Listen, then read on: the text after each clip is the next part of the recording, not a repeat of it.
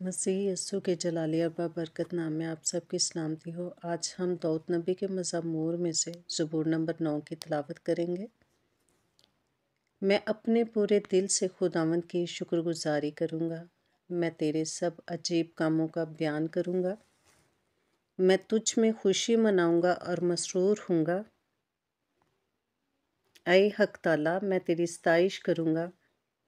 जब मेरे दुश्मन पीछे हटते हैं तो तेरी हजूरी के स्वब से लर्जिश खाते और हलाक हो जाते हैं, क्योंकि तूने मेरे हक की और मेरे मामला की ताकीद की है। तूने तख्त पर बैठकर सदाकत से इंसाफ किया। तूने कौमों को झिड़का, तूने शरीरों को हलाक किया है। तूने उनका नाम अबला आबाद के लिए मिटा डाला।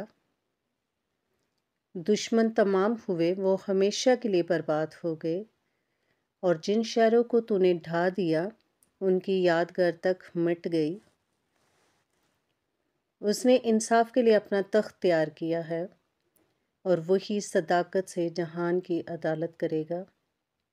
वो रास्ते से कौमों का इंसाफ करेगा। खुदावंद मजलूमों के लिए ऊंचा बुर्ज होगा, मुसीबत के अयाम में ऊंचा बुर्ज। और वो जो तेरा नाम जानते हैं तुझ पर तवक्कल करेंगे, क्योंकि ऐ खुदावंद तूने अपने तालबों को तर्क नहीं किया है। लोगों के दरमियान उसके कामों का बयान करूँगा, क्योंकि खून की पुरसश करने वाला उनको याद रखता है। वो गरीबों की फरियाद को नहीं भूलता। ऐ खुदावंद, मुझ पर रहम कर। तू जो मौत के फाटकों से मुझे उठाता है, मेरे उस दुख को देख जो मेरे नफ़रत करने वालों की तरफ से है, ताकि मैं तेरी कामिल सताइश का इजहार करूं। सेऊन की बेटी के फाटकों पर मैं तेरी नजात से शादमान हूँगा।